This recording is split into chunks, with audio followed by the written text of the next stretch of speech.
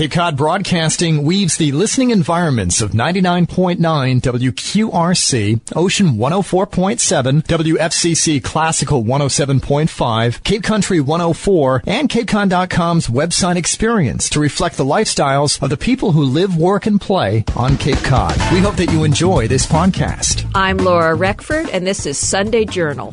I'm here in the studio with Nancy and David Wilbur, who are on the First Night Chatham committee, and they are here to give us some advance info about this very fun New Year's Eve event, and I attended it last year, and it really was a kick. David and Nancy, welcome to the show. Thanks so much. Thank you, Laura. We're glad to be here. Let's start by telling listeners a little bit about the history of this event, because it goes back more than 20 years, as you were telling me, to 24 years ago. Right. Well, it was the idea, the gleam in the eye, if you will, of Marie Williams, and she had this notion of having a first night for Chatham. And since that time, each year there have been new volunteers added, new events added. It's just kind of snowballed. And, of course, next year is going to be our 25th, so we're already thinking about what a big deal that needs to be. And then how did you two get involved? Because we were talking before the show, and you said you were actually attendees at the first one. Yes, well, we were. We were recruited to work. Nancy was recruited. I'm really the trailing spouse in this. Okay, there you go. But he's a really good writer, so we were recruited to do public relations. So that's really what we got involved with, and I've been amazed at how much work it is. It's just amazing how many newspapers, radio stations, public service announcement opportunities there are on Cape Cod. And, of course, we want everyone to know about Sandcastles by the Sea, this year's First Night Chatham. And we were also talking before the show about the fact that you two are actually performers, and you've performed at this event. Is that right? We have in the past. We haven't done it for a few years now, but it is a wonderful event. If you want to go and hear some terrific music, see wonderful dancers, and all kinds of really unique and special types of entertainers, it's just the place to be. And I was thinking the hallmark of this event when I thought about it when I went last year, really the music and how it brings all these local groups together. Talk about that a little bit. This year there are over 60 performers. Now some of those are dancers, magicians, but a lot of it is musicians. And the committee the history has again been devoted to brilliant local people, and again we have a broad representation of local artists this year, but also from around the region. So we've got people from Boston, we've got the Compact Big Band, which is now based up in New Hampshire, that's about a 20-piece band, and a range of music, everything from folk music to rock and roll to country to jazz to popular standards, and classical, of course. And that's what's really fun, is there's something for everyone in terms of that. And that also goes for the whole event. And again, we were talking before the show about you have things, it's for the whole family. You have things even for teenagers. We have things for teenagers. We have things for children. In fact, there are 25 different events and activities for kids. So nobody's going to be bored. Nobody's going to be whining. They're going to want to be there because there's so much to see and do. And when you go to this event, you do see families there, and you see all ages there. Now, this event regularly sells out. What do you attribute the success of this event to over the years? It's really phenomenal to have an event in late December. We're in really the lows, the definitive low season here on Cape Cod. This event sells out almost every year. It does, and I think it really is because there isn't a whole lot of competition for what goes on at First Night Chatham, and it gives people a chance to get out and do something special on New Year's Eve without kind of going crazy, without having to stay up until midnight. We also have some early fireworks, so if you can't stay up to midnight to see the fireworks, you can see some at 6:30, and that's great for families in particular. And I think also the location, Chatham itself lends to a good evening because you can walk to almost everything. There is parking in town that's good. There are also parking lots at the middle school and the elementary school, and a shuttle bus that runs back and forth. But essentially, once you're downtown, you can walk to just about everything. That's what's so fun about this event. And, of course, like other first night events, it takes place rain or shine. But it's the kind of event, no matter what the weather, everyone is there bundled up and having a good time and walking from event to event. Now, have there been any big changes to this event over the years? In other words, the early years, and it's been going for a couple of decades now, did people say, well, now this doesn't work, let's go more in this direction? What have been the big changes? I think the biggest change, about 2 or 3 years ago, we expanded into an afternoon format. Up until that point, everything was in the evening, and it was crowded. There was a lot going on, and I think for two reasons: one, to open up more venues or have more time in the venues that we have, and secondly, to get some events during the day for whether younger families or older families. It was more convenient to get out in the daylight, and really a lot of the performances now take place in the afternoon. Some are repeated in the evening. Cirque du Jour, the children's program, for example, has 4 shows most of the afternoon of the 31st. I think that's one of the big changes. Yeah, I would add to that, because there was a move toward having more acts in the afternoon, we were able to attract some musicians that may do first night Chatham and then go on to do a gig someplace else at a restaurant or a club or something like that. So we get a broader caliber of musicians and singers and other performers than we would get if everything had to be between 7 p.m. and midnight. And as you say, it starts earlier in the day. What time are the first events for this? Well, the very first event is the town photo at 12 noon at the Lighthouse, and that is really a hoot of an event. We've been there many times, and it's a great crowd of Chatham residents and weekend residents and tourists and everyone.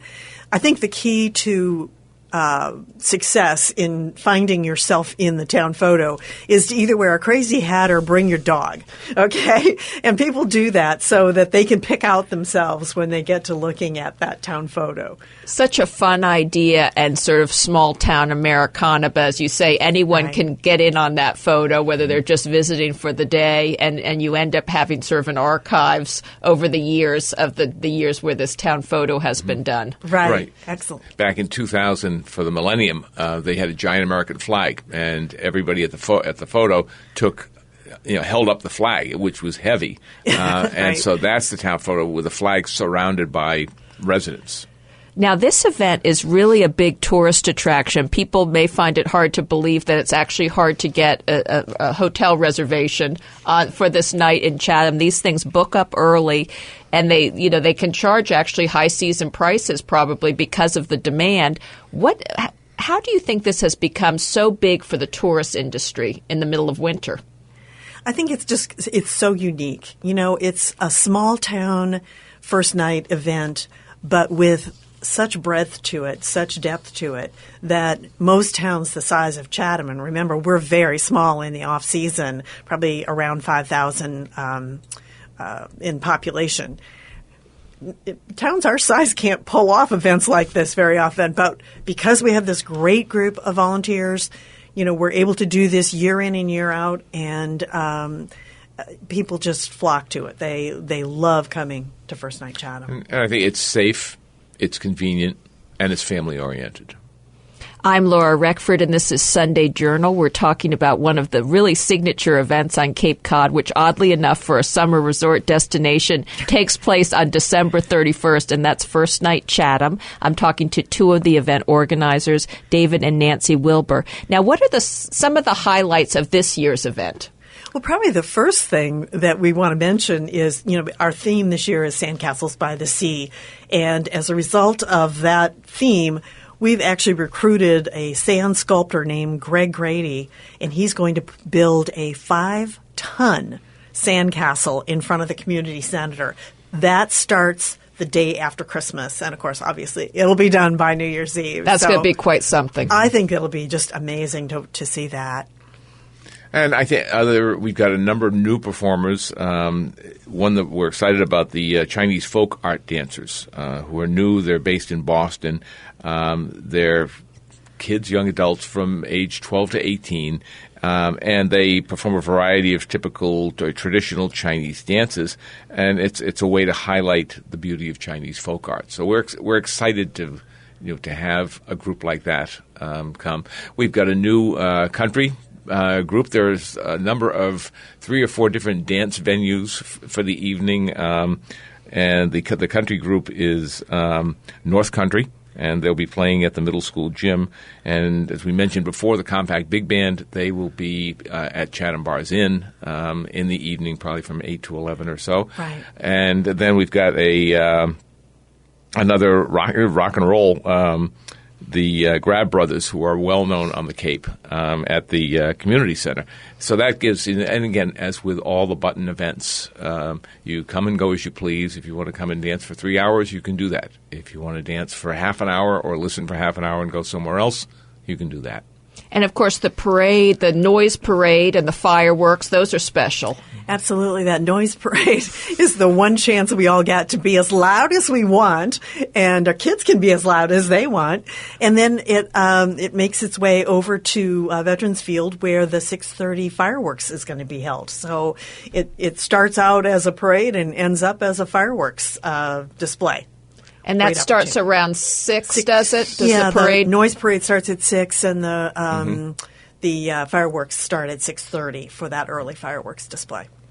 And then the traditional fireworks show is at midnight at Oyster Pond. We've done this for a number of years, and it features the traditional, at least for Chatham, dropping of the cod, which is a large metal cod suspended from a crane, lighted, that drops the same way the ball in Times Square drops at 12 o'clock. And that kicks off the start of the midnight fireworks. We think ours is more special than the ball, but we're prejudiced too. Yes, very, very festive. Now, what advice do you give to people about parking and about getting their buttons? Because those are two things that can stymie people if they don't plan ahead. Let's start with the buttons, because I think that's the thing they need to pay attention to right now. There are a number of stores in the town of Chatham, and also one in Orleans, that are selling the buttons. They're $20 for adults from 12 and up, and $5 for children from age 4 to 11. Under 4, in other words, 3 is free. And you can get those buttons at the Chatham Clothing Bar, Where the Sidewalk Ends Bookstore, Millie's General Store, Larry's PX, South Chatham Liquors, Chatham Light Liquors, and then up in New Orleans at Snow's Home and Garden. In addition to the fact you can buy the buttons on our website, which is www.firstnightchatham.com. Now, starting on the 20th of December, we'll have our headquarters open on Main Street. So that's at the tea shop, and people will be able to go in there and buy buttons there. As well as scarves, hats, first night apparel. We're open that night for the apparel because it tends to get cold. But I think the big message is we try to promote this to get your buttons early because the event sells out every year. You don't want to be disappointed. So you can get, as Nancy said, you can get them at these locations or you can buy them online. Right. And people might not realize they're going to an event in the middle of winter on Cape Cod. This event does sell out, and so there are years, I'm sure, that people show up and they're all ready to get their button and they're disappointed. Exactly. I mean, there are a few events that are button-free, so they don't need a button for the noise parade and a few other things. But in order to really enjoy first night the way you want to, you really do need to have a button.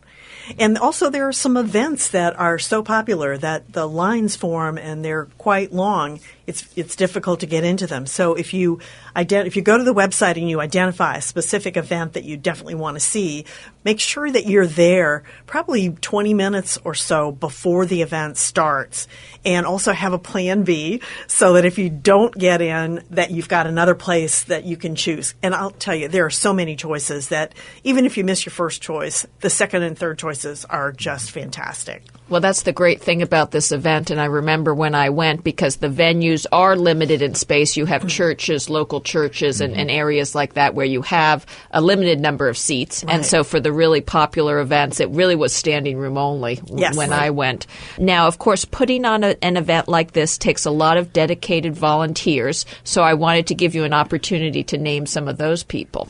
Well, sure. We can't talk about our volunteers without mentioning the two co-chairmen for the entire event, and that's Dick Husmer and Jeffrey Hayner. And this is their second year of being co-chairs for the event. But there are over 30 volunteer peoples on the volunteer committee, some that handle just volunteers, somebody like Ginny Hamlet who recruits all the talent, all the entertainers, somebody like Ron Clark who develops our website and keeps everything, all the information out there so that not only people who are interested in coming to First Night, but people like Dave and I who are writing about it, we can access his website and get the information we need. And Ron has it set up this year so that if you go to the website and you see an act you might be interested in, you can actually, in a lot of cases, hear some of their performances. They've got clips, that are accessible right on the website, so you could sort of preview. Very fun. You could plan out your evening that way and figure out where you're going to go. And again, I wanted to give people some advice on parking before we end up here. Right. Obviously, the Main Street parking lots and the street itself are going to be jammed, but there's parking at the schools, at the community center, and there are shuttle buses that will run people to the various events. So they make a regular loop to go all the way from Chatham Bars Inn to the middle school, which is our old high school. And there are a lot of events out there as well. Yeah, and the satellite parking, the maximum, it's a 10-minute ride, and the buses run frequently. So that's a very, very good way to get around. And again, people can come early and sort of spend the day and have a meal at one of the restaurants on Main Street during the day, have a couple of meals, have lunch and dinner, and really spend quite a number of hours here. Right. And to supplement the restaurants, because it's a big crowd of people who comes every year. We also have community dinners at some of the churches, and we have food trucks that bring in everything from yogurt to Thai food to barbecue. So great food choices. Nobody's going to go hungry. There's plenty of chance to either make a reservation at one of our fine restaurants or go to one of these community dinners or the food trucks. You guys have really thought of everything. Now, in the last minute or so, final bits of advice you'd like to leave with listeners about this event and where they go for more information again. Sure. There's a very popular song at this time of year, and it has to do with, what are you doing New Year's Eve? And let me ask your listeners, what are you doing New Year's Eve? I hope you're thinking about First Night Chatham, but be sure to get your button early so that you'll be able to enjoy all the events. And then go to the website, www.firstnightchatham.com. Look at what you think you want to do and plan in advance. And when you arrive in the early afternoon, you'll have the whole day ahead of you. And I think I'll probably be seeing you all there. And unfortunately, we're out of time. Thank you both so much for being with me today. Thank you. I'm Laura Reckford, and this is Sunday Journal. This podcast is a presentation of Cape Cod Broadcasting, which is solely responsible for its content. Thank you for listening. For more information, please visit us at capecodbroadcasting.com.